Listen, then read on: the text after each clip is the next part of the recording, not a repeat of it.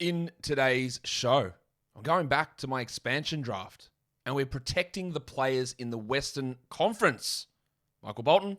Thanks, Josh. It's Michael Bolton here, and it's time for another episode of the Locked On Fantasy Basketball Podcast. Let's get to it. Let's get to it, indeed. You are Locked On Fantasy Basketball, your daily fantasy basketball podcast, part of the Locked On Podcast Network.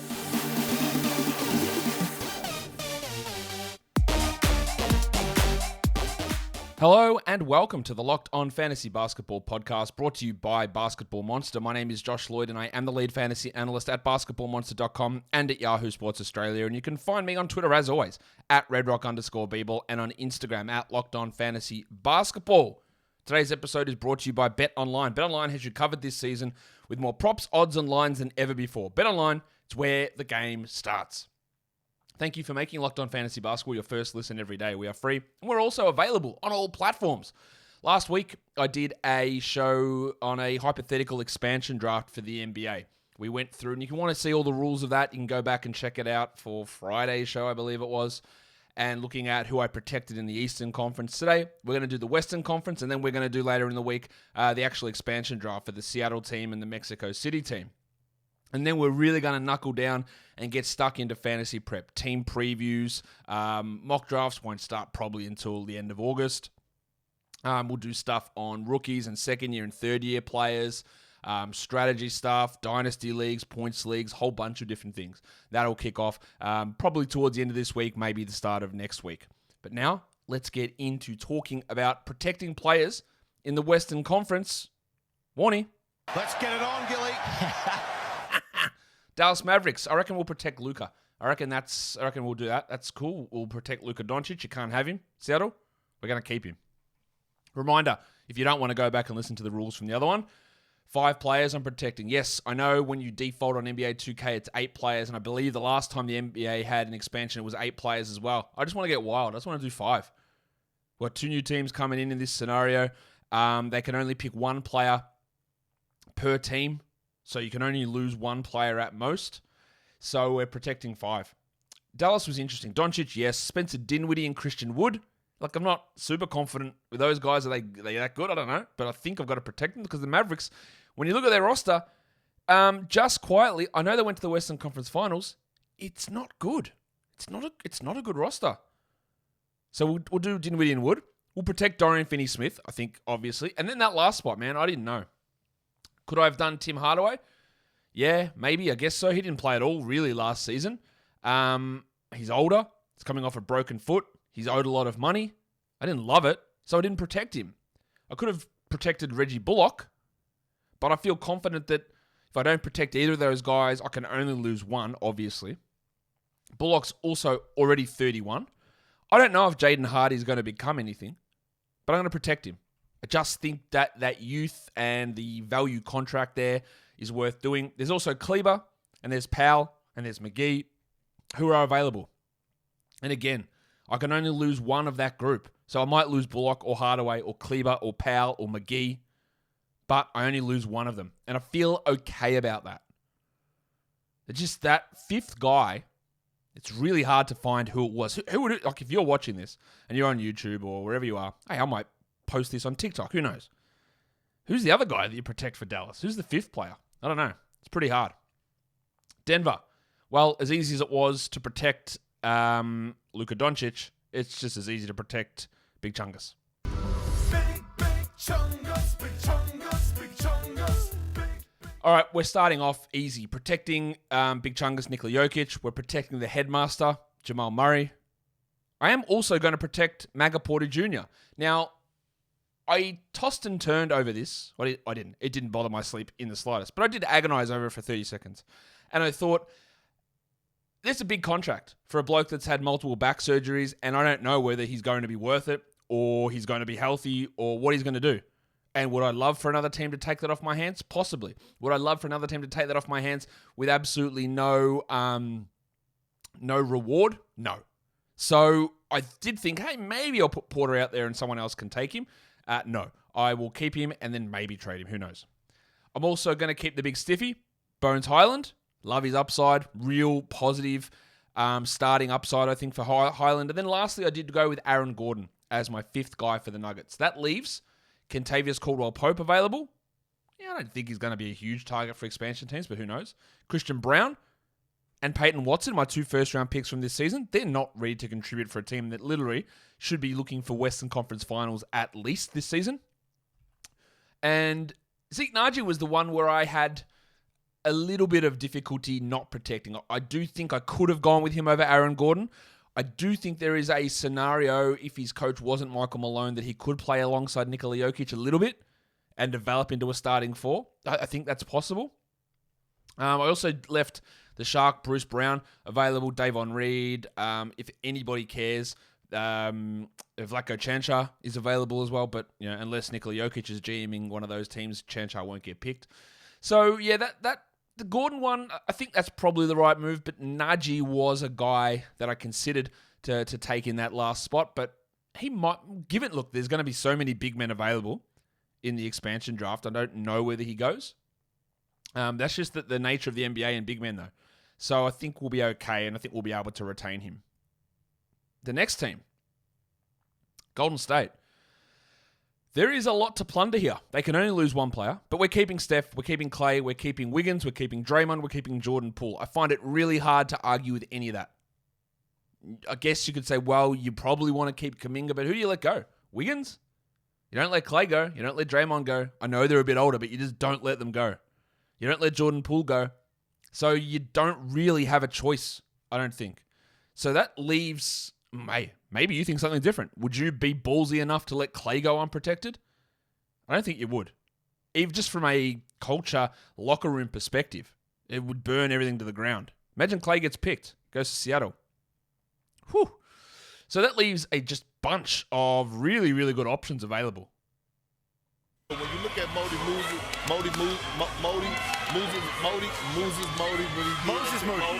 Moody. It's Moses Moody. It's James Wiseman. It's Johnny Kuminga. Kevon Looney's there. Even guys like Pat Baldwin, Ryan Rollins I like, JaMychal Green, Dante DiVincenzo, the big Ragu. There's some interesting players available. But they can only lose one of Moody, Wiseman, Kuminga.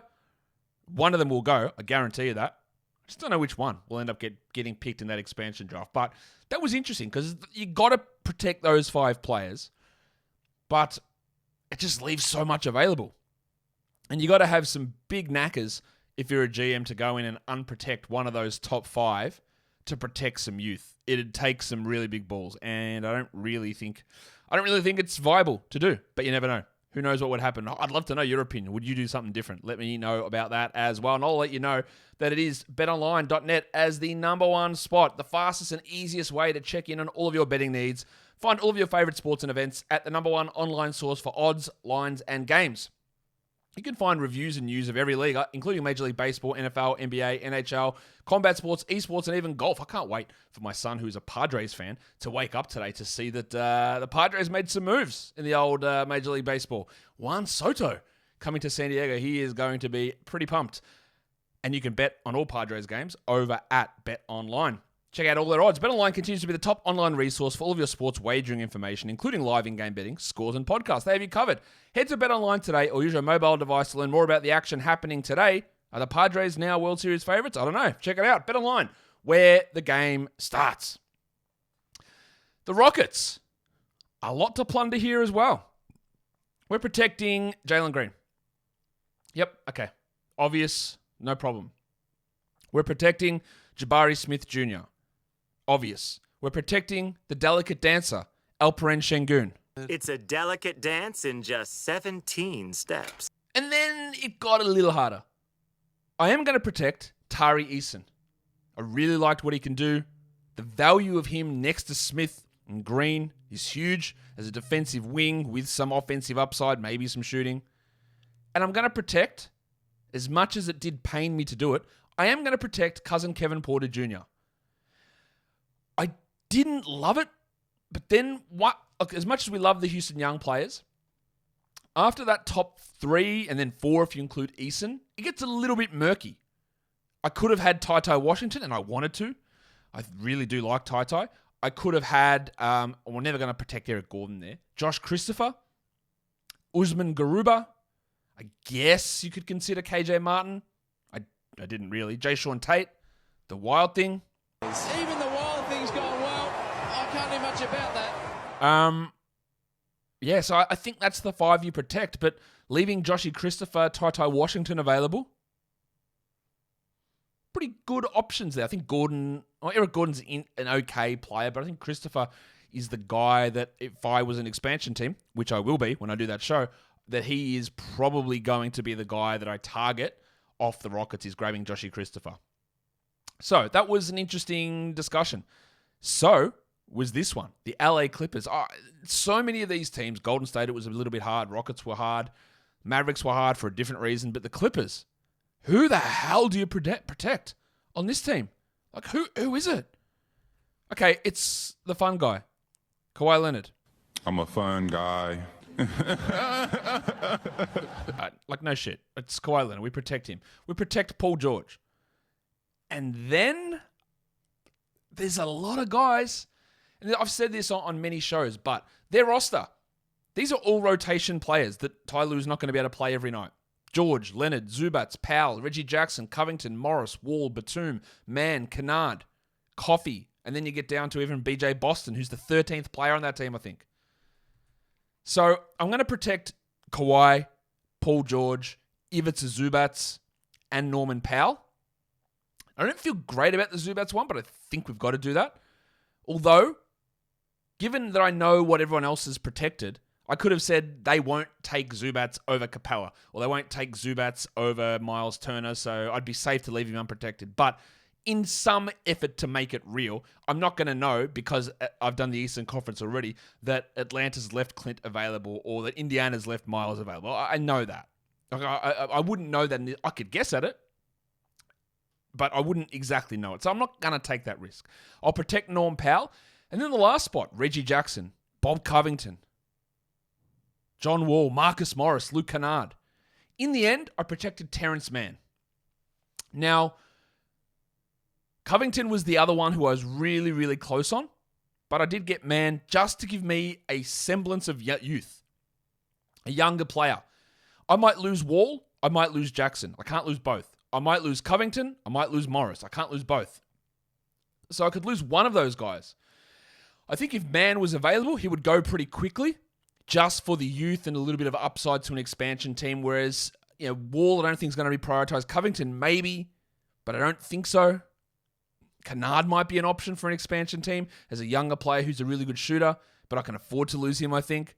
That was tough for me, that 5th spot. I could have also, again, just not put Zubats in there and chucked in Covington. But Covington, side note, I'm a little concerned for Rob Covington for this season. Not just because the minutes could be really squeezed, but he's been going through a lot of personal stuff and mental health issues from what I understand. Maybe that's wrong. Over this off-season, where I'm a little concerned that there might be some games missed and some issues with him, which is sad if that is actually the case. But he's just, haven't really heard it reported much recently, but there was some stuff going on with Covington that makes me just a little bit concerned, tiny bit. Not that really impacted too much my decision here. It's more just like age and trying to protect a younger guy. But I'm a little worried about where Covington sits for this upcoming season. A lot of that's role related as well. Like I just don't know how much he's going to play. For the Lakers, they had an opposite problem than the Clippers, whereas their roster, honestly, it's dreadful. It is so bad. Yes, we protect LeBron. Easy. We protect Anthony Davis. Do we protect Russell Westbrook? No, I'm not. The Lakers, I maintain, probably would have been better if Russ didn't play last season. They are trying super hard to get rid of him this season, and the only way they seem to be able to do it is to attach 2 first-round picks to him, meaning you can't just hold him to trade him because you have to give up assets to do that. And honestly, I'm not sure that I'd take him as an expansion team. I'm not going to protect Russell Westbrook. I want him off the team. I think he's a negative on the team. But that doesn't leave many great options. Like this roster is horrible. It is actually horrible. So I'm going to protect Talen Horton-Tucker. Sure. I'm going to protect Austin Reaves. There is a rumor that Austin Reaves might be a starter on this team, which I know he was a great story as an undrafted rookie, and he played pretty well. If you're going to win a season with Austin Reaves as a starter, I reckon you're in trouble. I don't think he's going to be a fantasy option at all, but geez, man. But I will protect him because, let me reiterate this once again, this roster is terrible. And I'm also going to protect Lonnie Walker because, you guessed it, the roster is terrible. The other options were Westbrook, okay, sure. Tom Bryant, sure. Damian Jones, Kendrick Nunn, Stanley Johnson, Troy Brown, Juan Toscano Anderson. Like, if these expansion teams want to take a bunch of 11th men, then go ahead and do it. This roster is terrible. And you know it is, but until you do an exercise like this and you go, who's their third best player? Who's their fourth best player? And you go, oh, they're all bad. I don't know. I feel the least confident about this protection of five players. I don't think they would do Westbrook. And then it's like Horton-Tucker, Reaves, and Walker. Like, legitimately, that is a pretty sad state of affairs. Sorry, Lakers fans, but that's rough. Memphis. All right, we're protecting Ja Morant. Easy. We're protecting Des Bane. We're protecting Jaren Jackson. And then is where it gets a bit more interesting. Now, long-time listeners, short-term listeners, anyone who's listened to this show will know I'm not a big Dillon Brooks fan. I think that he's actually a negative with the way that he plays on this squad. And I think that they would be very, very much better if they decided to remove him from the equation. I've said that plenty of times. Oh, but Josh is a dog. Yeah, he is. Yeah, he's a dog that dogs his teammates and takes ridiculous shots. And given the fact that, look, he had some value last season, didn't play a huge amount, but we never really got to see Brooks, Bane, Morant all together. And if we do, I get a feeling that Brooks might think he's better than all those guys and take all the shots. I wouldn't protect him. Let someone else take him. Because I've got someone who can slide in there, and that's Zaire Williams. And I'm going to protect Zaire Williams. I like what Williams can do. High pedigree recruit. Struggled in college, but some really good defensive upside, some ball handling chops. Seems to know his role a little bit better than Brooks. And let's just pump the ball into Jaren and Desmond and Jar's hands. And let Dillon Brooks go somewhere else. Is that controversial? Maybe. I reckon I'll have half the people saying, nah, you got to do it. He's a dog. He's an unbelievable defender. And his advanced stats last year are actually really, really good. I just can't stand the way that he plays on this team. So I want him off it. I'll also protect Brandon Clark. Again? Steven Adams, maybe? Probably not. I think the future is going to be Clark Jackson in the front court. So let's protect him. So it leaves Brooks available. It leaves Steve Adams available. It leaves Tyus Jones available. And it leaves guys like Rowdy David Roddy. It leaves David Roddy Piper. I don't even know what I call him anymore. Jake LaRavia, Kennedy Chandler. Some of these guys that I do like. Xavier T. Illman, the cashier. All of these guys available still. So there's a little bit to plunder off this team. You're only going to lose one. Maybe you don't lose Dillon Brooks, unfortunately.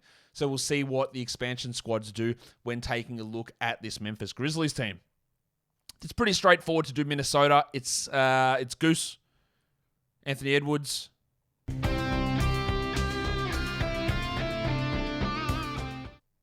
It's Rudy Gobert. Rudy Gobert. Rudy Gobert.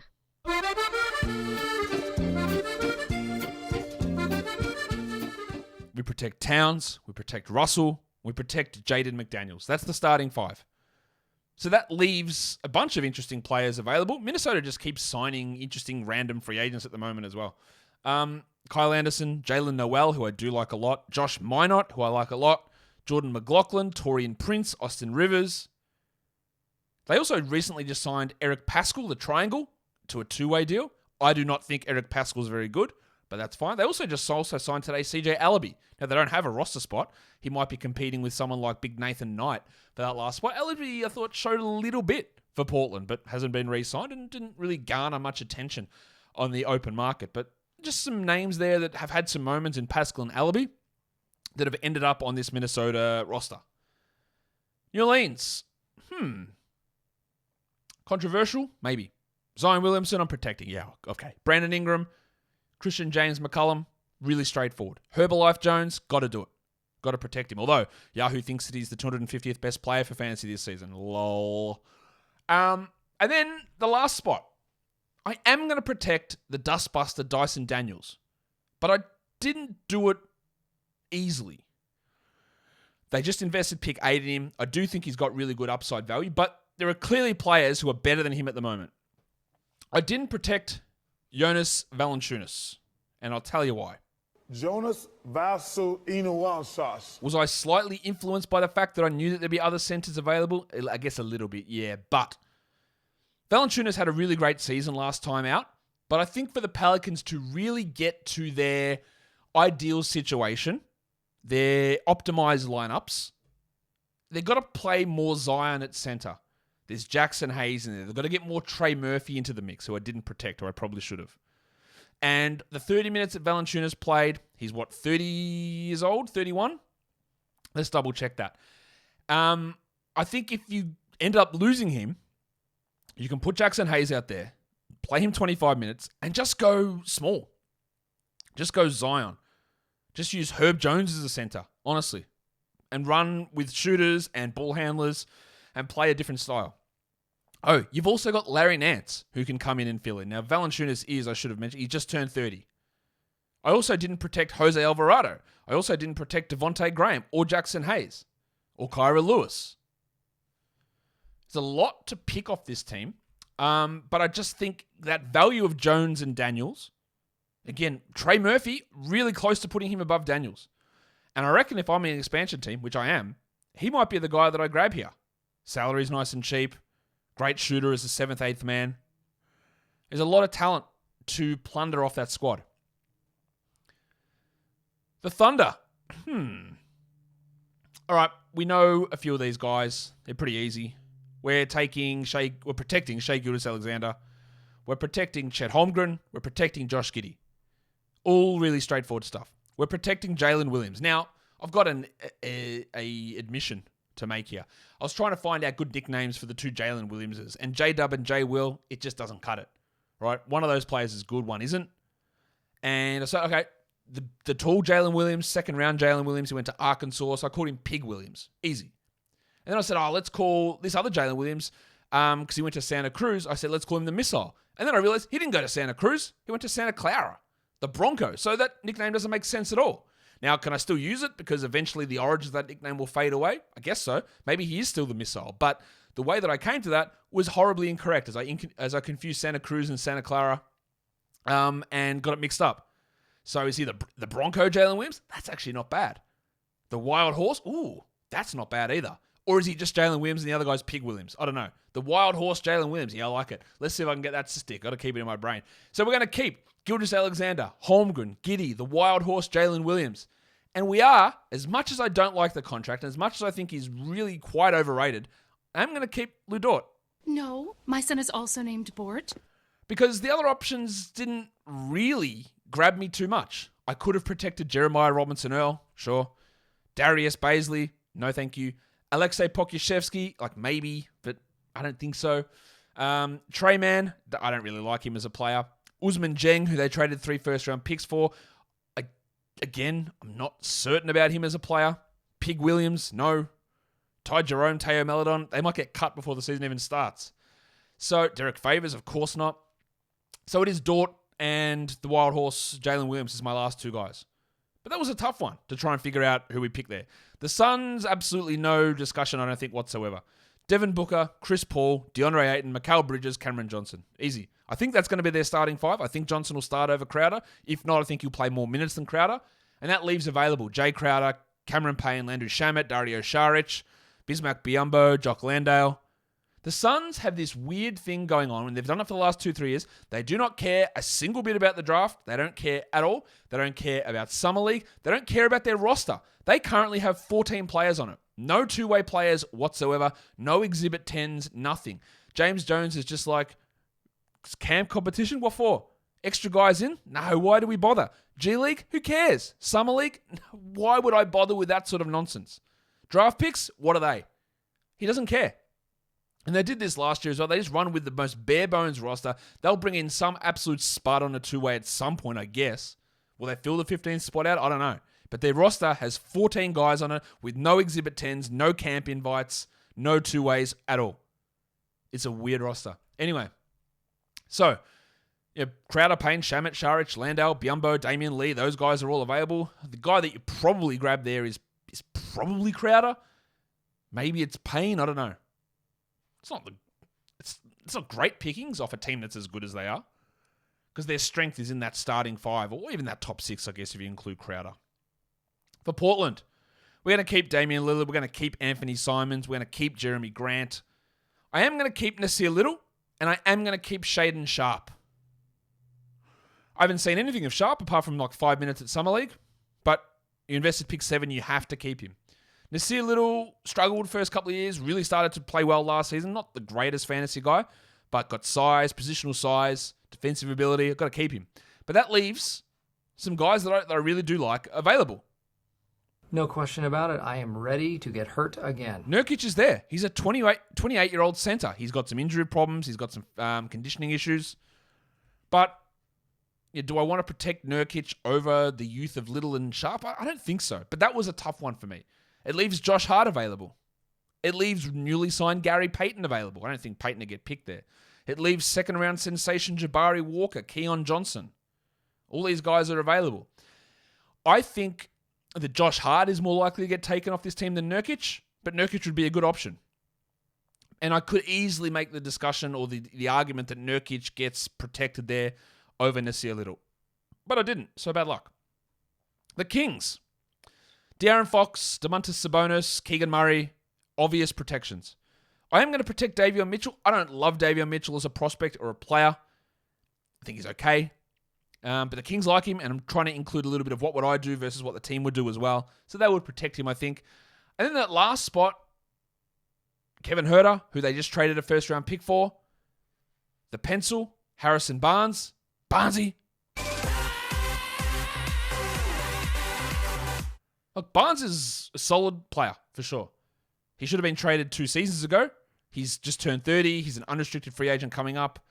I think they'd be okay, especially with his replacement in Keegan Murray on the roster. They'd be okay losing him. So I'm going to protect Kevin Huerter. But that leaves Malik Monk available. It leaves Rashawn Holmes available. It leaves Terrence Davis available. Trey Lyles, Chimezie Metu, Matthew Dellavedova. The Barnes-Huerter one, or Barnes-Mitchell, was an interesting discussion. And protecting 2 point guards in Fox and Mitchell, who I don't really believe can play long-term together, is probably not ideal, but at least it gives a little bit of trade protection there as well. The San Antonio Spurs. I'm going to protect Keldon Johnson, Devin Vassell.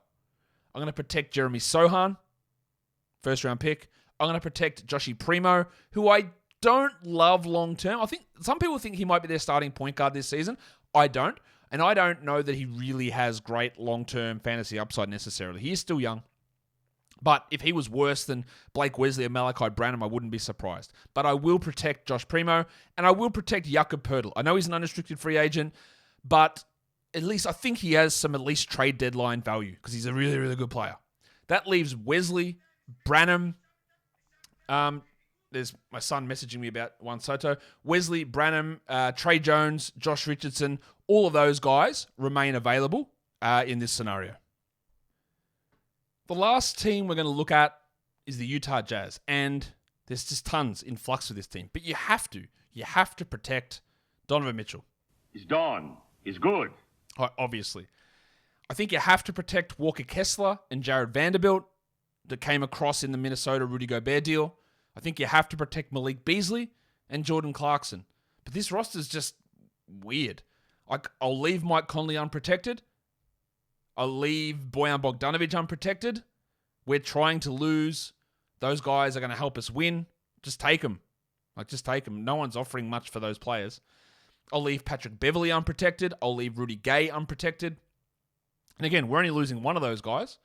I guess I could make the argument that I could leave Jordan Clarkson and hope someone takes him and protect like Conley, but I just think allowing those players, it was a tough one to me.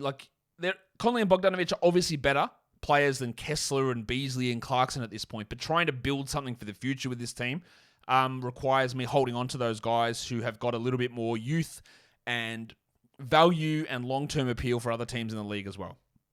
But it does give some real value. Like, would an expansion team take Bogdanović? Probably. Really good spacer, shooter. Could Conley be a solid sixth man for an expansion team? Yeah, maybe. So it gives a little bit of value there, but I don't think it makes a lot of sense for the Utah Jazz to hold on to players like that. And that gives us all 30 teams protected. So we're going to do a draft for the two teams, Seattle and Mexico, coming up in the next couple of days. I don't know if it'll be tomorrow or the day after, but stay tuned. And the way to stay tuned is following this podcast on Apple Podcasts, Google Podcasts, Stitcher, Spotify, and on the Odyssey app. Here on YouTube, thumb it up. Leave your comments down below. Tell me what you thought. Tell me what you would do differently on these teams. Guys, we are done here. Thank you so much for listening, everyone. See ya.